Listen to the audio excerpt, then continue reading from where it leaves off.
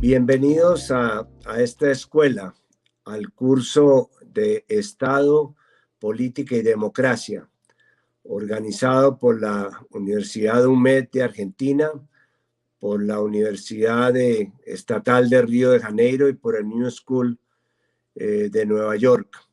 Un cordial saludo para sus organizadores, para Pablo Gentil, para Cecilia Nicolini y para Carol Pruner. Estamos muy complacidos de hacer esta alianza académica con el Grupo de Puebla, que es un grupo de ciudadanos progresistas que nos hemos reunido alrededor de unas ideas fundamentales como la justicia social, la democracia, la integración. Y queremos a través de este medio y de estos canales hacer partícipes a todos los que nos están en este momento viendo y escuchando de nuestras ideas sobre la construcción de una nueva narrativa para América Latina. Y para empezar, sin más prólogos, esta conferencia, quisiera quizás recordar el caso de dos amigos que se perdieron en la selva amazónica.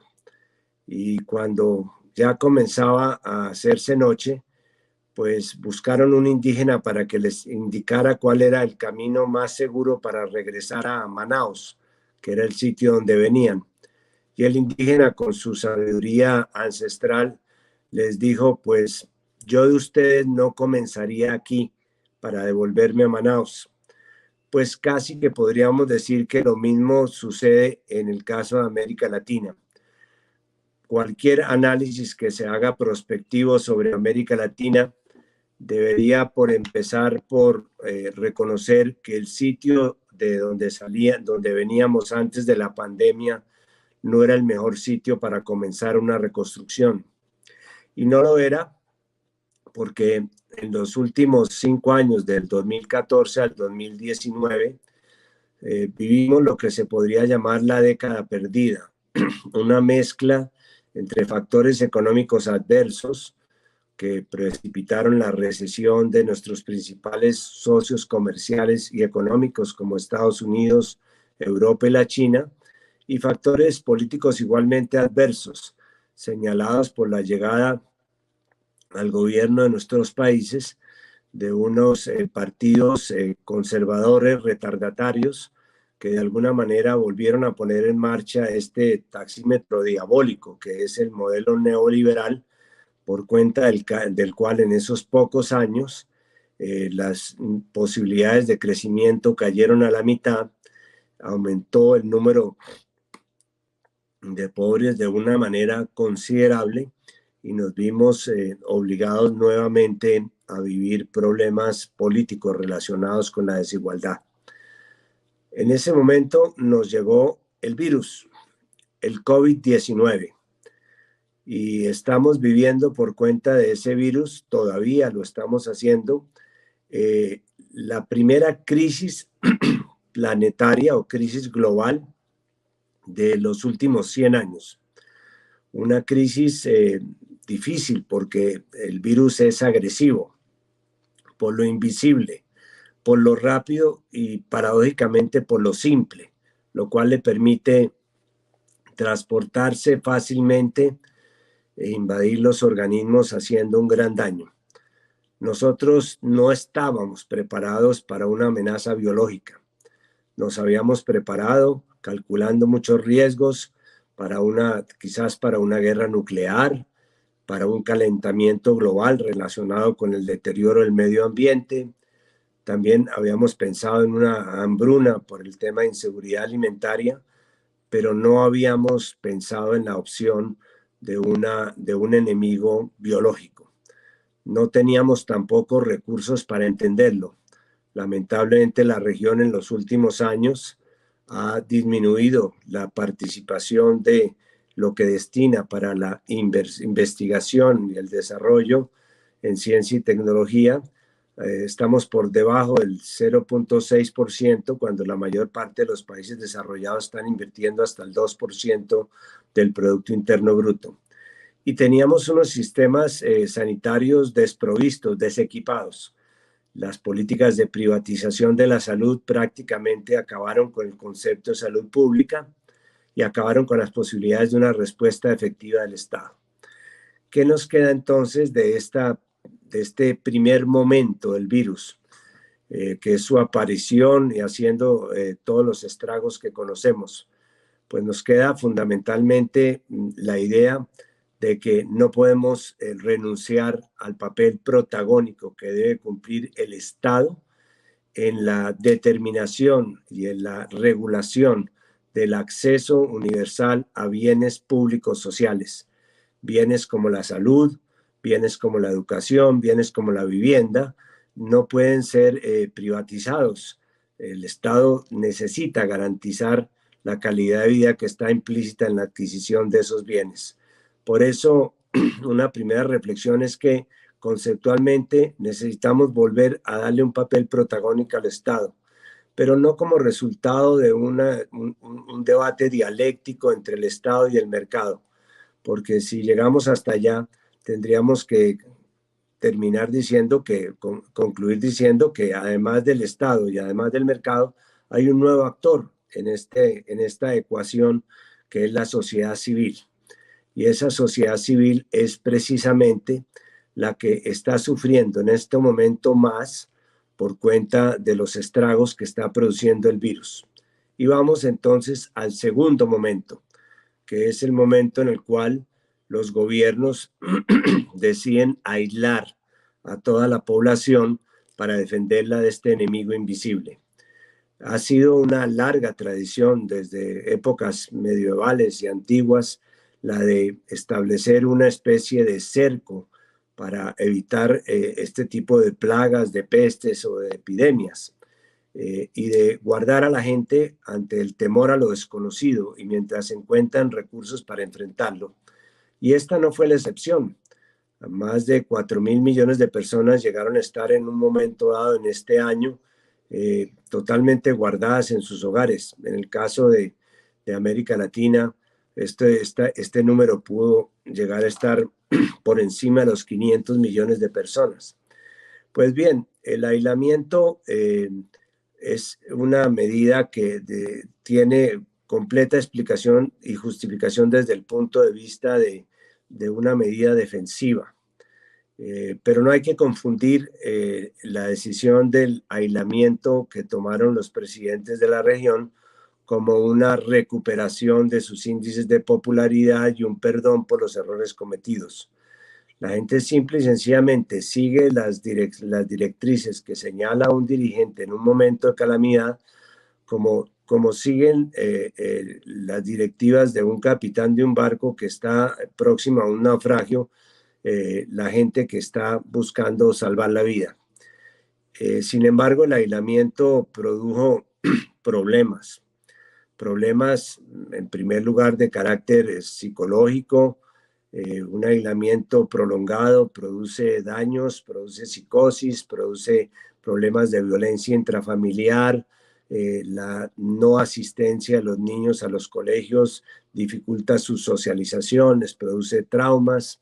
De la misma manera, tiene unos efectos económicos que más adelante veremos, que son dramáticos, especialmente en regiones como América Latina, pero en el caso que estamos analizando para este curso del Estado y la democracia, pues también produjo unos efectos políticos que valdría la pena que los analizáramos, porque creo que esos efectos están incidiendo negativamente y van a incidir hacia adelante en el deterioro de las democracias. La región hizo una gran cantidad de esfuerzos en los últimos 20 o 25 años, desde que terminaron las dictaduras en los años 60, para consolidar y para abrir unos espacios democráticos. En los últimos 40 años, 30, 40 años, han votado se han celebrado elecciones en más de 110 elecciones en todos los países de la región, en los cuales pues dirigentes políticos han tenido la posibilidad de someter sus proyectos políticos a un análisis del electorado. Esto es lo que podríamos llamar la democracia electoral, es decir, la posibilidad de votar, que haya elecciones formalmente. Esa democracia electoral se ha visto amenazada por la pandemia.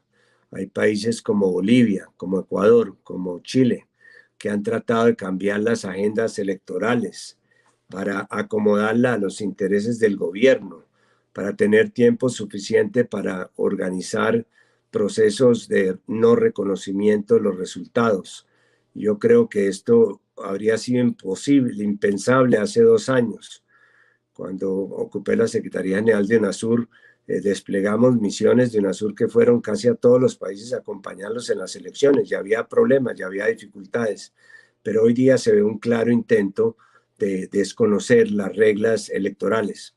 Y hay todavía algo más complejo, y es que esta situación de desigualdad social que les estaba mencionando, que se agravó durante la pandemia, también le ha quitado legitimidad a la democracia, que no basta con que la gente pueda votar, sino además debe tener condiciones de vida que le permitan escoger entre varias alternativas que le ofrecen. Pues bien, la desigualdad que vivimos profunda en América Latina también ha cuestionado la legitimidad de la democracia. Y hay algo más. Muchos de estos gobiernos de estos países han utilizado o mal utilizado mejor las facultades de excepción que les conceden sus constituciones, no para dictar medidas de excepción en estados de emergencia, sino para prácticamente hacer una excepción en la aplicación del Estado. Han limitado la movilidad, han limitado la libertad, han limitado la libre expresión, es decir, están desarrollando medidas de carácter autoritario que de alguna manera están constriñendo lo que debe ser como el combustible de las democracias, que es la participación, el debate, la movilidad. Todos estos temas han sido limitados constitucional y jurídicamente, creando prácticamente unos nuevos cuerpos constitucionales, algo que tendrá que ser revisado después de la pandemia. Y otra circunstancia desfavorable del aislamiento ha sido la legitimación del uso excesivo de la fuerza. Cuando uno ve en Chile a los carabineros respondiendo con balas de goma que atraviesan los ojos de los manifestantes, o cuando ve al gobierno colombiano en medio de la pandemia erradicando los cultivos de coca en el sur del país, cuando en los acuerdos de La Habana se convino que lo que habría no era una erradicación a la fuerza, ni mucho menos una fumigación, sino una sustitución voluntaria como un acuerdo con los campesinos, o cuando ve las explosiones de racismo en los Estados Unidos, pues simple y sencillamente se da cuenta de que hay unos gobiernos que están utilizando la disculpa de la pandemia y el aislamiento para hacer uso excesivo de la fuerza y para consolidar modelos solapados de militarización de la vida civil que no conocíamos desde la época de las dictaduras. Algunos inclusive han llegado más allá. No es una casualidad que gobiernos como el de Brasil, por ejemplo, el de los Estados Unidos y el de Gran Bretaña, sean los gobiernos en los cuales se haya presentado el mayor nivel de contagios y el mayor nivel de muertes.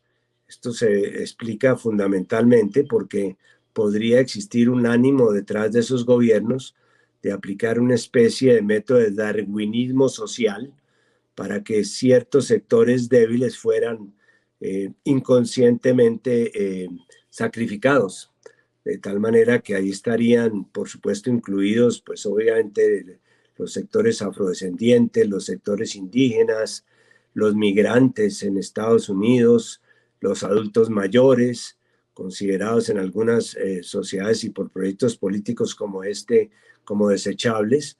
Y detrás de esos simples hechos lamentables que todavía ojalá no logren conformar un patrón de conducta ética, están apareciendo una serie de populismos peligrosos de derecha, populismos nacionalistas, populismos xenofóbicos, populismos militaristas, que podrían de alguna manera marcar un rumbo no deseado de rupturas democráticas en la región. Eso respecto al segundo momento, que es el momento del aislamiento y lo que podríamos llamar la biopolítica, en los términos de Foucault, que es la concepción de la política como un organismo que se puede manejar tal y como estos mismos gobiernos no han sido capaces de manejar todavía el virus dentro de sus propios estados, y en eso el presidente Trump nos da unas muestras pues muy elocuentes.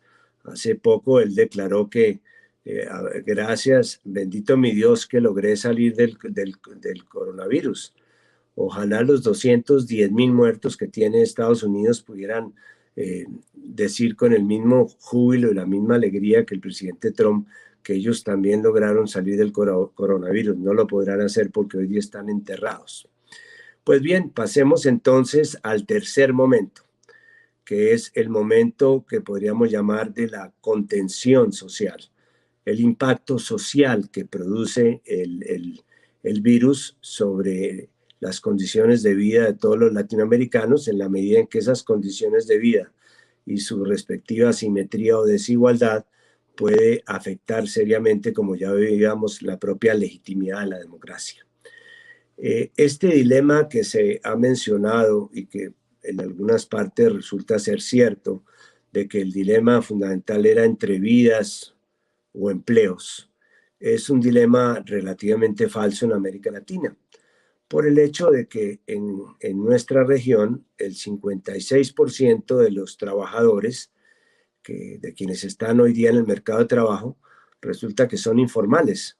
Son personas que viven en la calle, que viven de la calle, que trabajan en pequeños establecimientos de comercio, pequeñas industrias, industrias familiares, para los cuales el encierro si era una cuestión de doble riesgo de vida o de vida, porque simple y sencillamente no tenían la manera de solucionar sus dificultades, sus necesidades básicas de alimentación, para no hablar de otros temas, de medicamentos, de temas vitales, porque ellos viven en el sector informal, que es esa especie de cuarto de trastos viejos que tenemos en las casas a donde va a parar todo. Pues bien, ahí en ese cuarto de trastos viejos,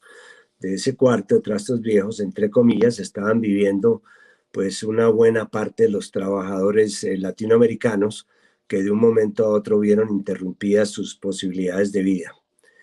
Y se hicieron algunos esfuerzos por tratar de compensar estas dificultades, pero no estaban tampoco preparados los gobiernos, y mucho menos los gobiernos de derecha, para hacer procesos masivos de apoyo social a esta gran cantidad de sectores, con la excepción de aquellos países.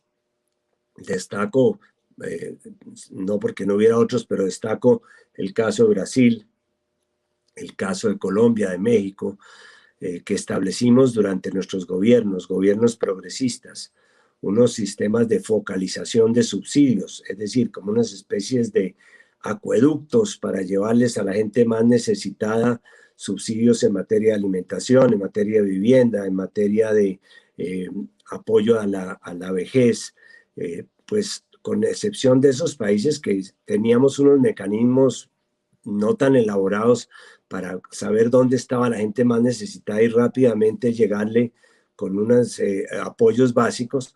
La mayor parte de la región, toda en general, no tenía la manera de hacer unos desembolsos rápidos que no fuera a través de los bancos, que se quedaban con alguna parte de los recursos que se estaban canalizando.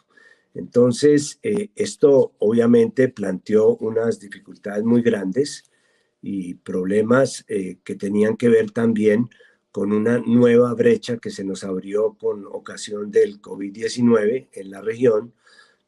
Hasta este momento teníamos brechas campo-ciudad, teníamos brechas con los sectores afros, teníamos brechas con los pueblos originarios, brechas de diferencias entre ellos. Tenemos una brecha de la mujer en general muy grande. La mujer en América Latina está más en una situación más desequilibrada en el mundo. pero no teníamos una brecha que adquirimos, que es la brecha digital.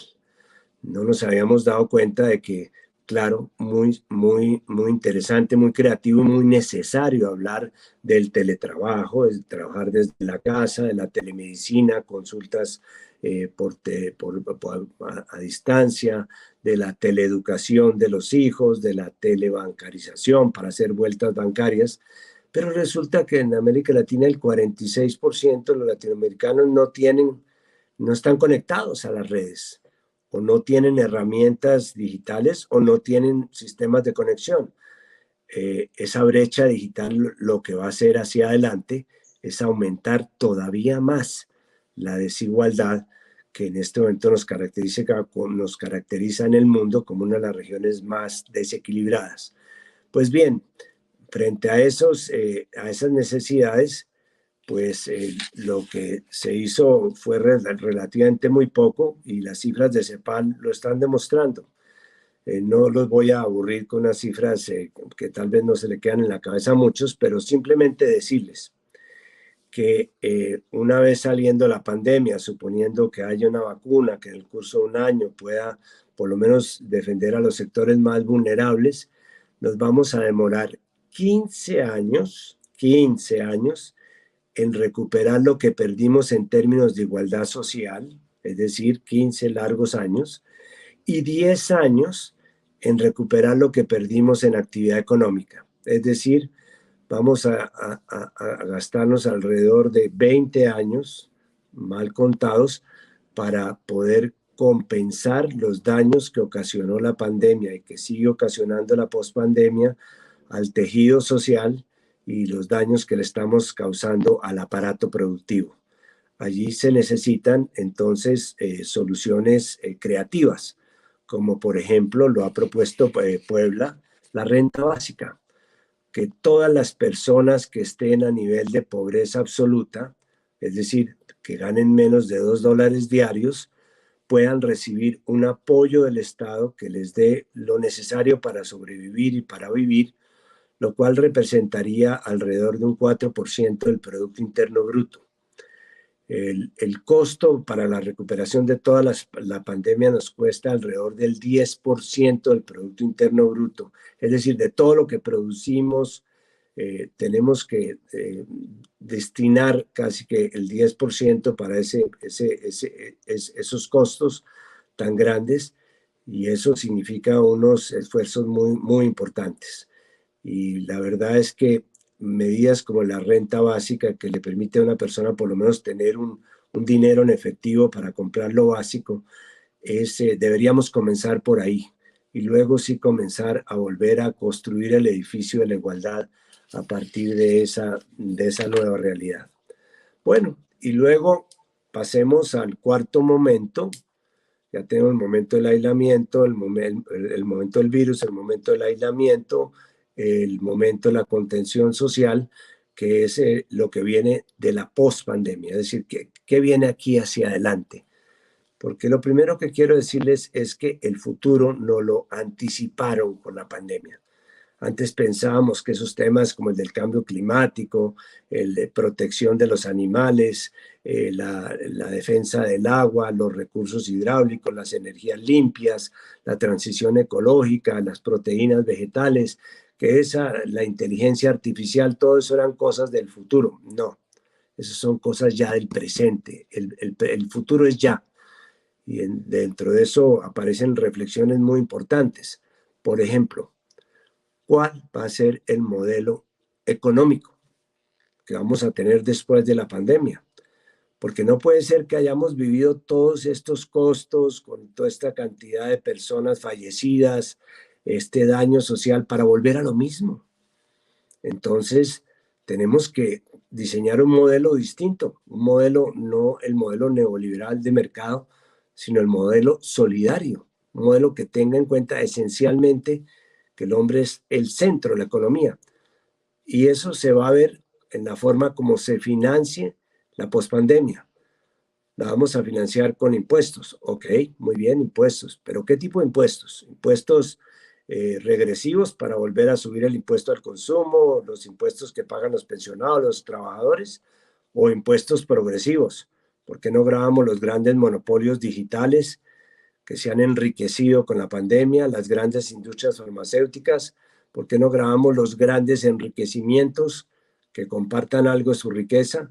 Hoy día, cuando muchos se ufanan de que entre 100 personas tienen el 80% de la riqueza del mundo, tenemos igualmente que refinanciar la deuda externa, como lo está comenzando a hacer de una manera heroica Argentina, sin costos sociales, pero que nos refinancien la deuda a 2 o a 3 años para poder con esos intereses pagar lo que tenemos que pagar internamente, que los bancos centrales no les dé miedo emitir, porque la señora Merkel puede pedirle al Banco Central que le mande el 20% del Producto Interno Bruto que necesita para reconstruir Alemania y nosotros no lo podemos hacer.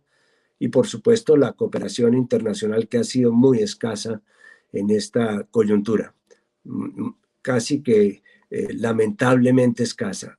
Aquí cada cual está en el dilema de su supervivencia en términos internacionales y a la gente le ha importado poco la convivencia internacional con África, la convivencia internacional con los países más necesitados.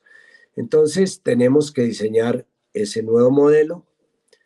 Segundo, tenemos que crear unas nuevas condiciones para la democracia. Y tercero, y este tema lo he dejado para el final porque creo que es uno de los principales mensajes que quería hacerles llegar, tenemos que recuperar el concepto de la integración. Miren, nunca había sido tan necesaria la integración como en estas épocas de dificultades y nunca habíamos estado tan desintegrados. Qué pena realmente. Ve uno a la Comunidad Europea cómo se reúnen en bloque para encontrar la manera de financiar sus pequeñas industrias, de recuperar el campo, de atender la demanda de vacunas hacia el futuro. Y nosotros nada, unos mecanismos que nos van a vender ahí por compasión unas cuantas vacunas para los sectores más vulnerables y punto. Nosotros tenemos que hacer una reflexión profunda porque la salvación de esta pospandemia no va a venir ni que nos subamos al carro de los Estados Unidos, que además es un carro que ya está perdiendo las llantas, el motor, la carrocería y la pintura, ni tampoco que China nos salve la vida. No queremos salir de un polo para entrar a un nuevo polo. Nosotros queremos fortalecer el multilateralismo y en el multilateralismo lo más importante es que haya bloques regionales que se expresen multilateralmente. No este esquema de que todos los países votan como en una asamblea en que todo el mundo habla y a nadie se le oye, sino que se presenten los bloques y que esos bloques sean los que de alguna manera le den fortaleza a la estructura multilateral. Y nuestro bloque es América Latina, porque tenemos que buscar una nueva visión de la integración. En realidad aquí existen dos visiones de integración. La visión neoliberal, que es la visión de la integración comercial. Lo que necesitamos es vender y comprar más y hacemos acuerdos de libre comercio que nunca nos benefician, porque los acuerdos de libre comercio son como el negocio que le proponía una gallina a un cerdo para poner un negocio de huevos con tocino. El cerdo, claro, que le dijo que él no le jalaba ese negocio. Nosotros somos el tocino de ese cerdo de los acuerdos de libre comercio, porque le entregamos todo a los acuerdos de libre comercio, rebaja de aranceles, le reconocemos la propiedad intelectual, le damos garantías para las inversiones, lo cual no está mal, pero a cambio no recibimos nada, porque hoy día, por lo menos de Estados Unidos, están sacando a los migrantes a patadas. El señor Trump no le interesa el calentamiento global que tanto daño nos hace a nosotros como región, no le interesa tampoco proteger nuestra biodiversidad. En fin, nuestros temas no están en esa agenda. Entonces construyamos la nuestra. Y eso tiene que llevarnos a una visión distinta de la integración, que es una visión de integración como región. Somos una sola región. Somos de hecho una nación. Hablamos la misma lengua, tenemos las mismas raíces, las mismas identidades. A diferencia de Europa, que son 32 naciones buscando ser región, nosotros somos una sola nación, que nos quedaría mucho más fácil ser región. Y comenzar a hablar de temas políticos, por supuesto, pero sin diferencias ideológicas. Una cosa es la politización de las relaciones internacionales y otra cosa es la ideologización, que es en lo que están los de Prosur, que más que Prosur es Pronorte. Nosotros en UNASUR jamás pusimos por delante la ideología en la búsqueda de agendas comunes. Y esas agendas comunes tienen que ver con tres temas fundamentales. En el tema económico, ¿cómo generamos y nos apropiamos de más valor? Seguimos vendiendo lo que nos da la tierra por debajo y por encima. Pues produzcamos valor a través de cadenas de valor, agreguemos valor y reindustrialicemos, volvamos al tema de la reindustrialización, a recuperar el concepto de la economía campesina, en fin, volvamos al concepto de producción, pero producción auténtica, nuestra. El segundo concepto es el concepto social, ya lo hemos hablado, que es el concepto de la inclusión. Si no hacemos esfuerzos para reducir la desigualdad, no merecemos ni siquiera estar integrados, ni seremos considerados como unos países dignos.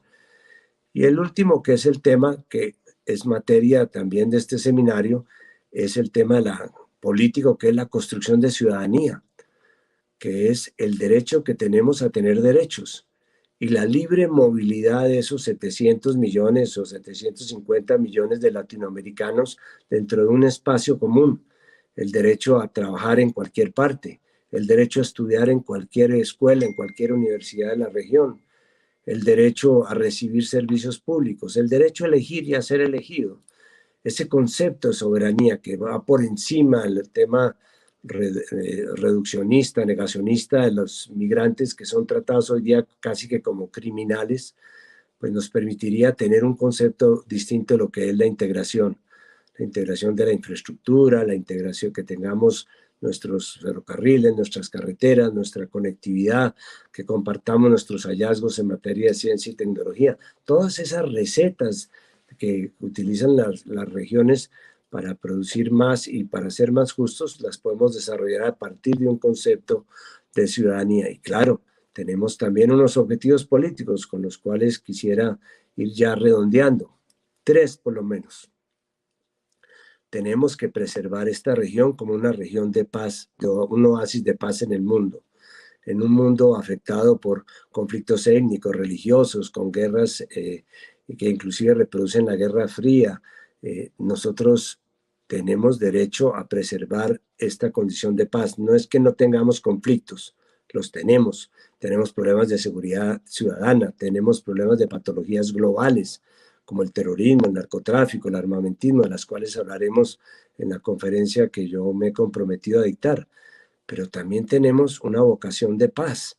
No tenemos armas nucleares, no tenemos bases militares extranjeras, no las aceptamos y hemos logrado un episodio muy importante con la firma de la paz en Colombia, que puso fin a un conflicto armado de 50 años, el más viejo del mundo. Segundo, la continuidad, el respeto de los derechos humanos, pero no solamente los derechos humanos políticos, también los sociales, los económicos, los ambientales, los derechos de nueva generación, los que tienen que ver con ese futuro del cual hablábamos. Y finalmente, la democracia, la continuidad de la democracia. Sin esa democracia, sin ese escenario democrático, todos nuestros esfuerzos pues estarían perdidos y serían absolutamente negados por la falta de libertad de las personas. Paz, democracia y derechos humanos son entonces como los tres mandamientos de la ley de la nueva integración. Y tenemos que darnos prisa, porque nos están cogiendo ventaja los países desarrollados e inclusive los mismos países que tienen los mismos niveles de renta media. En ese ejemplo que les ponía de los dos amigos que se perdieron en la selva, permítanme terminar con otro cuento. Y es que uno de ellos, cuando se les apareció camino ya de regreso, vieron que venía un tigre, dijo, yo me voy a poner rápidamente mis zapatillas, mis zapatos, tenis, de hacer deporte. Dijo, ¿y usted cree que usted le va a ganar al tigre en velocidad? Dice, no, yo me pongo las zapatillas, no es para ganarle al tigre, sino para ganarle a usted. Con lo cual el problema del tigre es para usted. Pues nosotros tenemos que ponernos las zapatillas ya, si queremos que esta pandemia y estas dificultades que está viviendo el mundo no se concentre en la región, como se ha concentrado lamentablemente el COVID, a pesar de que apenas somos el 8% de la población del mundo, tenemos el 30% de los contagios y de los fallecimientos. Eso no nos puede volver a suceder. Muchísimas gracias y deseo a los organizadores y a ustedes, amables asistentes, una feliz paso por la escuela que está respaldando en este momento el Grupo de Puebla.